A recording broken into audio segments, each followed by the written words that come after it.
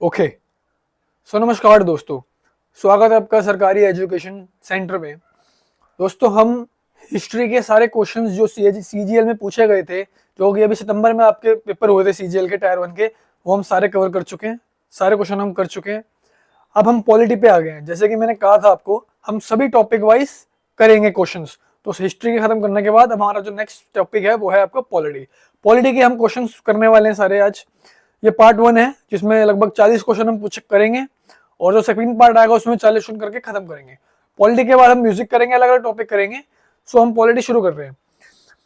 दोस्तों, चैनल को सब्सक्राइब कर लीजिए, अपने दोस्तों के साथ शेयर कर दीजिए, बेल आइकन को दबा दीजिए, जिससे कि आने वाली हमारी वीडियोस का अपडेट आपके पास पहुंच जाए। दोस्तों, काफी मेहनत लगती है एक वीडियो बनाने में, तो प्लीज सब्सक्राइब कर दीजिएगा, जिससे कि हमको मोटिवेशन मिले, हम और आपकी वीडियोस बनाएं, जिससे कि आपका भी काम हो और हमारा भी काम हो।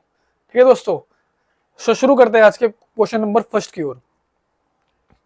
विच article of the constitution explain that the executive power of the every state shall be so exercised as not to impede or prejudice the exercise of the executive power of the union, and the executive power of the union shall extend to the giving of such direction to a state as may appear to the government of India to be necessary for that purpose।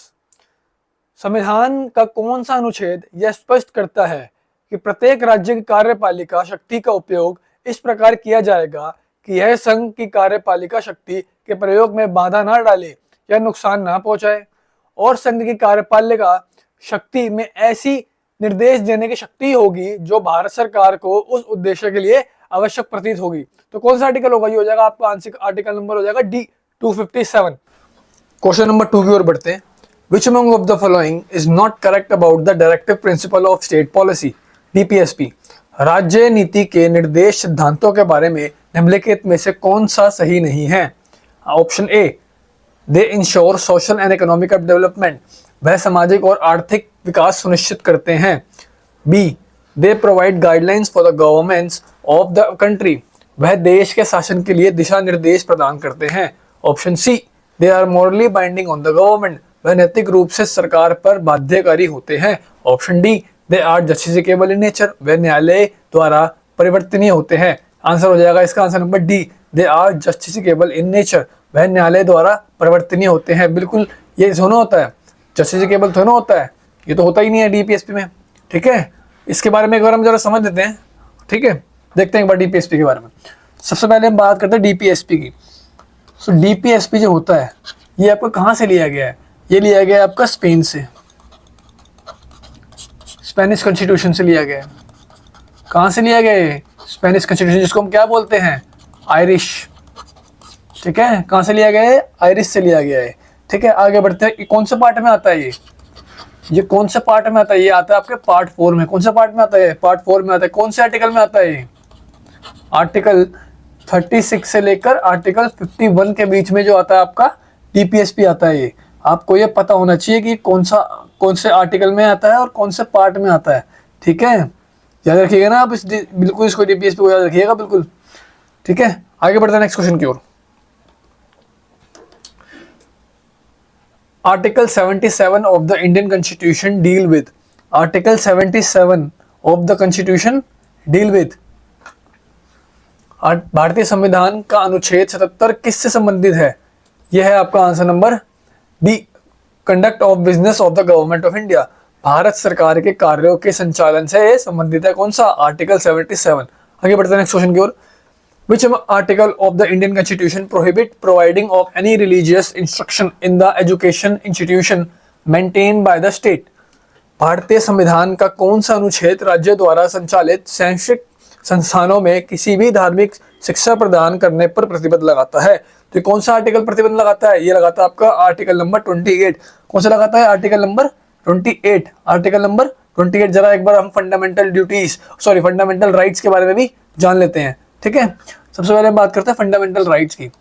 जो fundamental rights होते हैं, fundamental जो rights होते हैं, ये आपके कौन से आर्टिकल में आते हैं?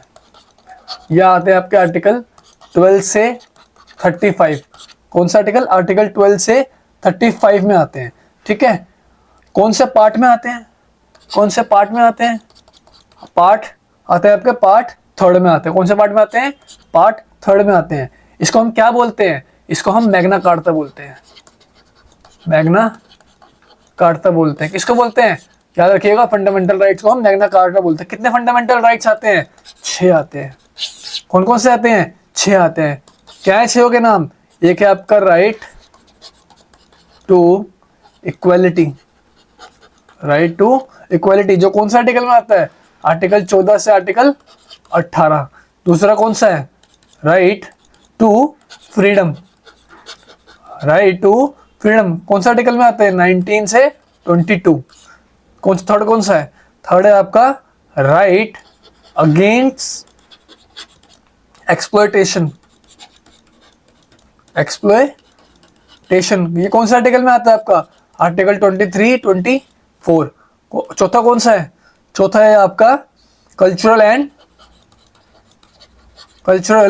And educational rights. ये कौन सा आर्टिकल में आता है आपका? 29 से 30, 29 से 30। पांचवा कौन सा होता है आपका? Right to religion, right to religion. ये कौन सा आर्टिकल में आता है आपका? ये आता है आर्टिकल 25 से आर्टिकल 28। हमने ये तो क्वेश्चन पढ़ा है आर्टिकल 28 के बारे में भी। आर्टिकल 28 के बारे में पढ़ा है ना हमने कि नहीं पढ़ा हमने? आर्टिकल 28 के बारे में भी एक बार हम देख लेते हैं कि आर्टिकल 25 से 28 होता क्या है। सबसे पहले हम बात करते हैं आपकी आर्टिकल नंबर 25 की, जो किसमें 25 से 28 किसमें आता है आपका? Right to religion, right to religion आता है ना। तो आर्टिकल नंबर 25 एक बार हम देख लेते हैं। आर्टिकल नंबर 25 में क्या बोलता है? Freedom of conscience, profession and practice of religion. ठीक है, कोई भी व्यक्ति अपना धर्म को पालन कर सकता है और आराम से उसको वो कर सकता है। कोई भी उसको रोक नहीं सकता उसके धर्म को अपनाने से, उसकी प्रैक्टिस करने से। ठीक है, 26 क्या बोलता है? Freedom to manage religious affair. अपने धर्म का पालन कर सकता है वो? नहीं कर सकता है? कर सकता है ना। 27 क्या बोलता है? 27 बोलता है आपका फ्रीडम फ्रॉम टैक्सेशन। ठीक है, फॉर प्रमोट रिलीजन,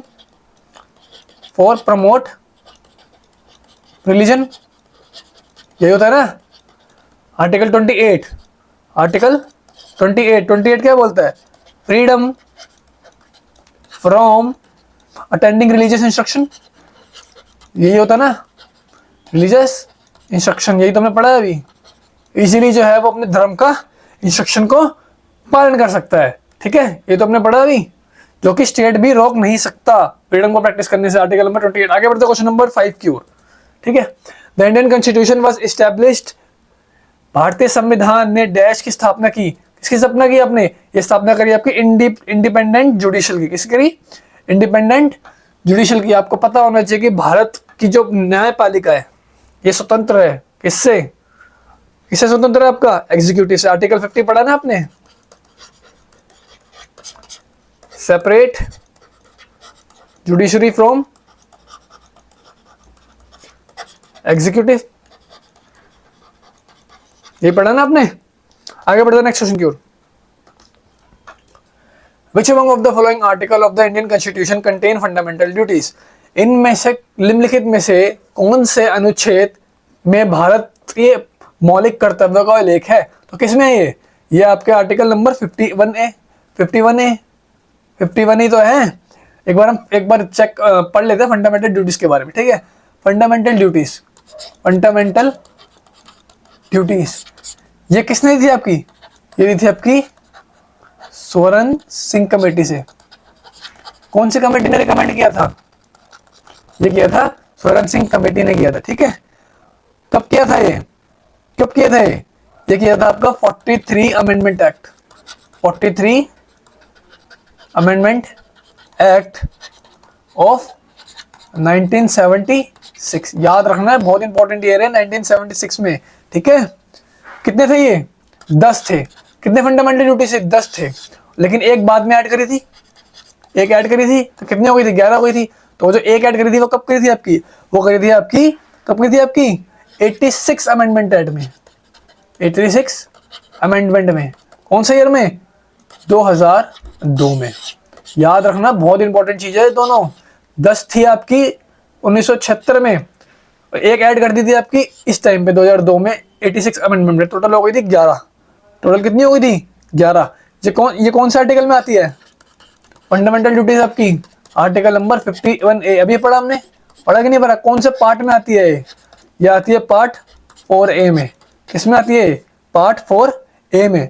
ये आपको याद होनी चाहिए। आपको 10 की 11 की 11 फंडामेंटल ड्यूटीज आपको याद होनी चाहिए, ठीक है। हाँ है ना, याद करेंगे ना, ठीक है। आगे बढ़ते हैं नेक्स्ट क्वेश्चन की ओर। Question number 7, Which among of the following article of the Indian Constitution mention about the organization of village panchayat? Organization of village panchayat.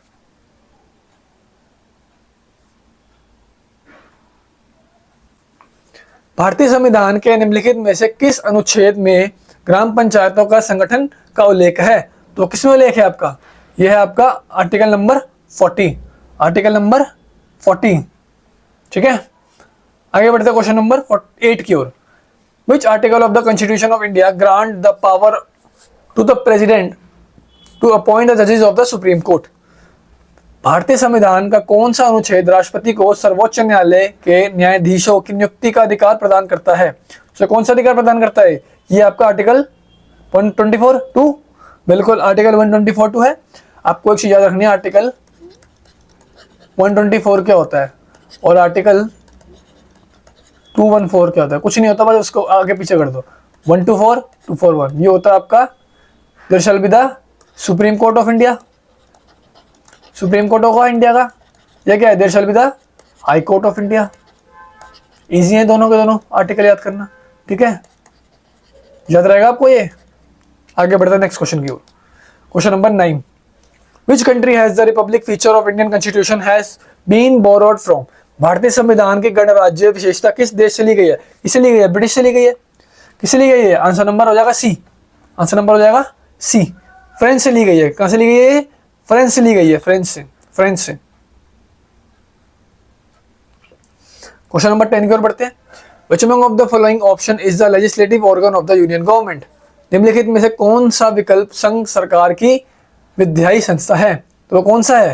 ये हो जाएगा आपका answer number B, parliament. Legislative organ ही तो है सारा, लोकसभा, राज्यसभा, प्रेसिडेंट। पार्लियामेंट में कितनी चीज आती हैं? पार्लियामेंट में तीन चीज आती हैं। कौन आता है आपका? लोकसभा, राज्यसभा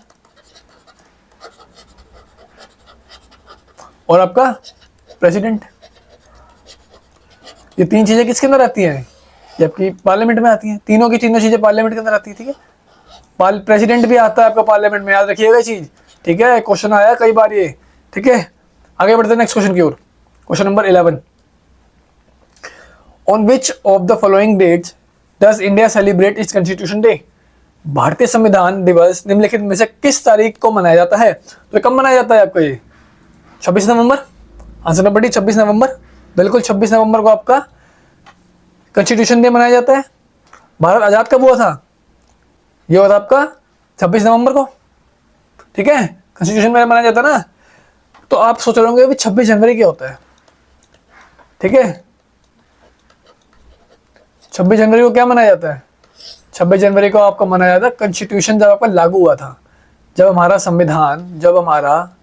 संविधान लागू कर दिया गया था, लागू करा था, तो 26 जनवरी को। आजाद कब हुआ था? 15 अगस्त 1947। बढ़ते क्वेश्चन नंबर 12 की ओर। Which among of the following, while praising the amendment feature of the Indian Constitution, said that this variety is the amendment process is wise but is rarely found? निम्नलिखित में से किसने भारतीय संविधान की संशोधन विशेषता की प्रशंसा करते हुए कहा था कि संशोधन प्रक्रिया में यह विविधता समझदारी भरी है, लेकिन यह शायद ही पाई जाती है? किसने कहा था ये कहा था आपका केसी वेयर ने। केसी वेयर ने। Which article of the Constitution of India expressly provide that the president is eligible for re-election? President के री इलेक्शन कौन सा आर्टिकल में होता है? ये होता है आपका article number 57। Article number 57। President की अगर हम बात करें, there shall be the president of India, ये कौन से आर्टिकल में है? ये आपका आर्टिकल 52 में है। प्रेसिडेंट के आर्टिकल किस में है? ये 52 से कहां तक है? ये 52 से आपके 62 तक। 52 से 62 तक, यहीं तक तो है। ठीक है, आगे बढ़ते क्वेश्चन नंबर 14 की ओर। Which among of the following constitution inspired the law making process in India? निम्नलिखित में से किस संविधान ने भारत में कानून बनाने की प्रक्रिया को पारित किया? तो किसने पारित किया था? ये पारित किया था आपका ब्रिटिश कॉन्स्टिट्यूशन ने। ब्रिटिश संविधान से लिया गया था ये, ठीक है, कॉन्स्टिट्यूशन को। आगे बढ़ते क्वेश्चन नंबर 15 की ओर। Which article of the Constitution of India deal with the conduct of business of the government of state? भारतीय संविधान का कौन सा अनुच्छेद राज्य सरकार के कार्य संचालन से संबंधित है? तो ये कौन सा आर्टिकल है जो आपका राज्य सरकार के कार्यालय से संबंधित है? यह आपका आर्टिकल नंबर 166, अनुच्छेद 166। Which article of the Constitution of India provide that there shall be the vice president of India? There shall be the vice president of India किसमें होगा? ये आपका हो जाएगा article number B. Question article number B 63। Article 52 से 62 किसमें है? ये आपका प्रेसिडेंट है। क्या है ये? प्रेसिडेंट। फिर 63 से आपका 72 तक आपका हो जाएगा वाइस प्रेसिडेंट। याद रखिएगा ये, ठीक है। आगे बढ़ते हैं नेक्स्ट क्वेश्चन की ओर, क्वेश्चन नंबर 17 की ओर। Which article of the Indian Constitution provide that the state must secure a social order to promote the welfare of the people? भारतीय संविधान में कौन सा अनुच्छेद या प्रावधान करता है कि राज्य के लोगों के कल्याण को बढ़ावा देने के लिए एक सामाजिक व्यवस्था सुनिश्चित करनी चाहिए? तो ये कौन सा आर्टिकल करता है? ये करता है आपका article number 38। Article number 38। Which among of the following feature of the Indian Constitution was borrowed from the Irish Constitution? ये तो हमने पढ़ा था अभी। आयरिश कॉन्स्टिट्यूशन से कौन से आपका संविधान में प्रावधान लिया गया है? या कौन से लिया गया था? डीपीएसपी, ठीक है, डीपीएसपी। आंसर नंबर बी हो जाएगा, अभी पढ़ के आए हम। Question number 19। Doctor B R Ambedkar describe DPSP of as dash of the Indian constitution. Baba Saheb Ambedkar ने राज्य नीति के निर्देशक सिद्धांतों को भारतीय संविधान का डैश बताया है। तो क्या बताया है? ये बताया उन्होंने अ Nobel feature of the constitution, भारतीय संविधान का एक अनोखी विशेषता बताया। किसको? डीपीएसपी को। क्वेश्चन नंबर 20 की ओर बढ़ते हैं। Which among of the following duty has not been prescribed by the Indian Constitution as fundamental duties? निम्नलिखित में से कौन सा कर्तव्य भारतीय संविधान द्वारा मौलिक कर्तव्यों के रूप में निर्धारित नहीं किया गया है? तो कौन सा नहीं किया गया? इसके लिए आपको पता होना चाहिए फंडामेंटल ड्यूटीज। फंडामेंटल ड्यूटीज कितनी होती हैं? 11 होती हैं। अभी हम पढ़ के आए, देख के आए कौन कौन सी होती है। 11 की 11 मैं आपको बताऊंगा। मैं क्लास लूंगा फंडामेंटल ड्यूटीज की, फंडामेंटल राइट्स की, और कौन से संविधान से क्या लिया गया है। हम सारे टॉपिक वाइज आगे पढ़ेंगे। अभी हम क्वेश्चन सॉल्व कर रहे हैं, तो क्वेश्चन सॉल्व करते हैं, ठीक है। इसका हो जाएगा answer number C 2 and 3। To cast the vote in election and to safeguard the public property. चुनाव में वोट डालना और सार्वजनिक संपत्ति की रक्षा करना, ये हमारा इंडियन कॉन्स्टिट्यूशन में फंडामेंटल राइट में नहीं है, ठीक है। कंट्री को डिफेंड करना, कंट्री की रक्षा करना बिल्कुल है। इनकम टैक्स पे करना, आयकर टैक्स देना, ये बिल्कुल है, ठीक है। आगे बढ़ते क्वेश्चन नंबर 21 की ओर। Which article of the Constitution of India laid down that it shall be the duty of the Advocate General to give advice to the government of the state upon legal matter? भारतीय संविधान का कौन सा अनुच्छेद यह प्रावधान करता है कि यह राज्य सरकार को कानूनी मामले पर सलाह देने के कार्य एडवोकेट जनरल का होगा? कौन सा आर्टिकल होता है? ये होता है आपका article number 165। Article number 165। Which among of the following article of the Constitution of India lays down that the allocation of the seat in the Council of State to be filled by representation of the states and of the union territories shall in accordance with the provisional in that behalf contained in the 4th schedule। भारतीय संविधान का कौन सा अनुच्छेद यह प्रावधान करता है कि राज्यसभा में राज्यों और संघ राज्य क्षेत्रों के प्रतिनिधियों द्वारा भरे जाने वाले सीटों का आवंटन चौथे अनुसूची में उन विषयों के संबंध में प्रावधानों के अनुसार किया जाएगा। तो ये कौन सा आर्टिकल है जो बताता है, जो कि बांटता है शक्तियों को राज्य में और केंद्र में? ये कौन सा आर्टिकल बताता है? ये बताता है आपका आर्टिकल नंबर 80, आर्टिकल नंबर 80। ठीक है, आगे बढ़ते क्वेश्चन नंबर 23 की ओर। Part 4A of the Indian constitution was inserted in the Indian constitution through dash constitution amendment. ये अभी पढ़ के आए हम, पढ़ के आए ना अभी। कौन सा संशोधन किया गया था ये पार्ट 4 में? ये आपका 42 संशोधन, 42 कॉन्स्टिट्यूशन अमेंडमेंट एक्ट 1976। यही तो था आपका, ये नहीं था? अब पार्ट 4A कौन था? पार्ट 4A क्या है? पार्ट 4 आपका क्या है? आपका फंडामेंटल ड्यूटी से तो है ये, फंडामेंटल ड्यूटी से तो है ये कि नहीं? कहां से ली गई थी? कौन सी कमेटी से?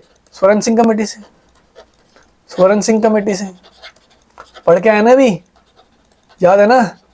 आगे बढ़ते हैं नेक्स्ट क्वेश्चन की ओर। Question number 24। Which among of the following is not a feature of the Constitution of India? निम्नलिखित में से कौन सा भारतीय संविधान की विशेषता नहीं है? तो कौन सी नहीं है? ड्यूअल सिटीजनशिप, बिल्कुल बी आंसर हो जाएगा इसका, बी। भारत में आपको पता होना चाहिए, भारत में सिंगल सिटीजनशिप होती है। अगर आपने किसी दूसरे देश की सिटीजनशिप ले ली है तो ऑटोमेटिकली भारत की सिटीजनशिप आपकी चली जाएगी। ठीक है, ठीक है, सिंगल सिटीजनशिप होती है भारत में, याद रखिएगा। आगे बढ़ते क्वेश्चन नंबर 25 की ओर। Which committee recommend the constitution recognition of for the local government bodies in 1989? 1989 में स्थानीय सरकारी नियमों निकायों के लिए संवैधानिक मान्यता की सिफारिश किस समिति ने की थी? किसने की थी आपकी? ये करी थी आपकी पीके थोनगुन ने, पीके थोनगुन समिति ने। क्वेश्चन नंबर 26 की ओर बढ़ते हैं।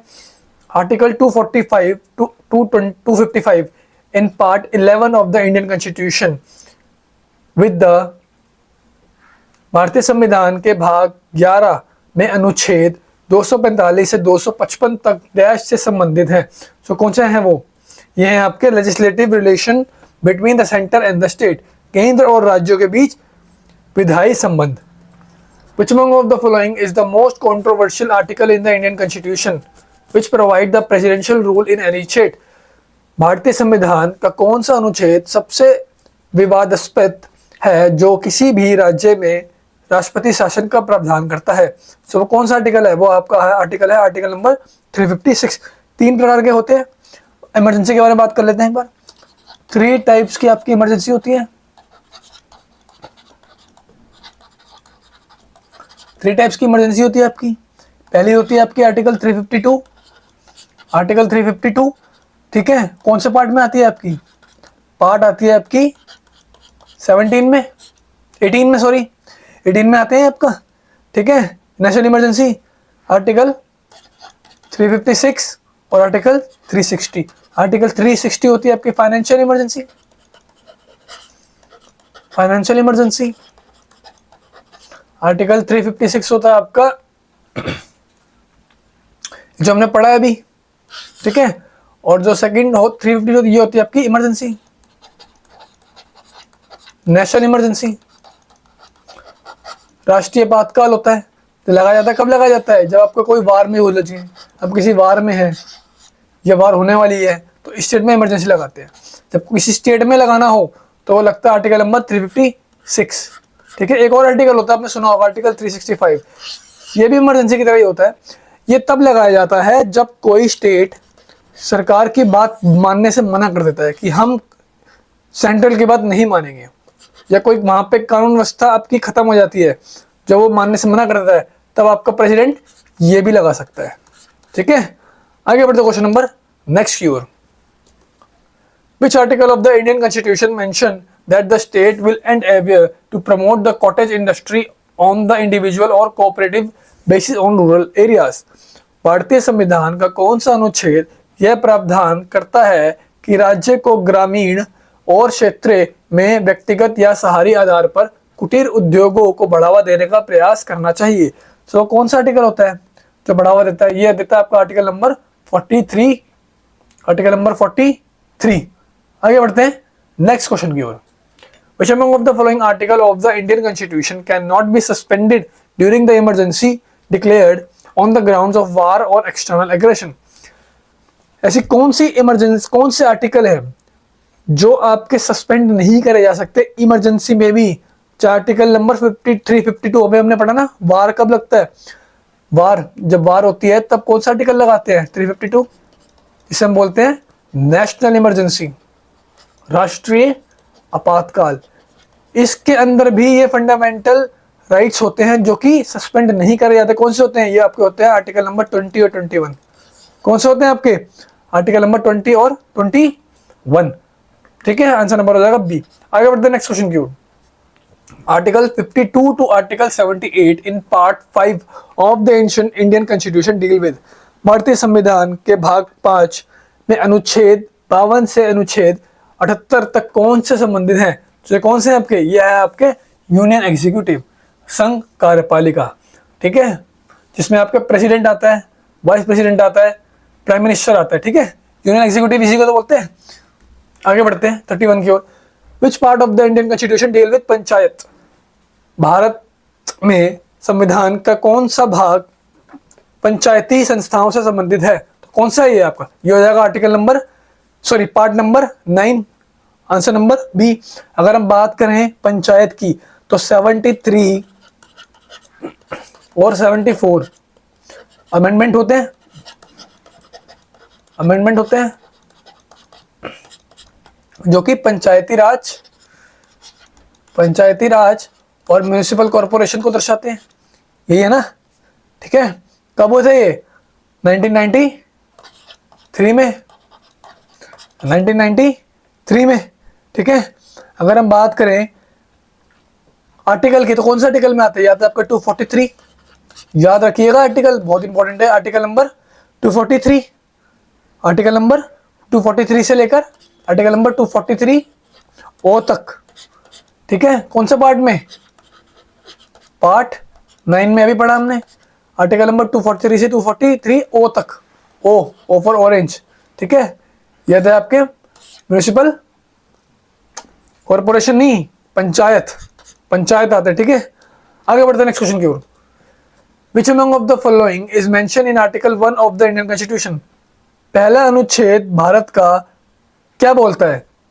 ये बोलता है India as a Bharat, India as a Bharat and shall be the union of states. Article number A, article number 1 बोलता है आपका भारत जो है वो एक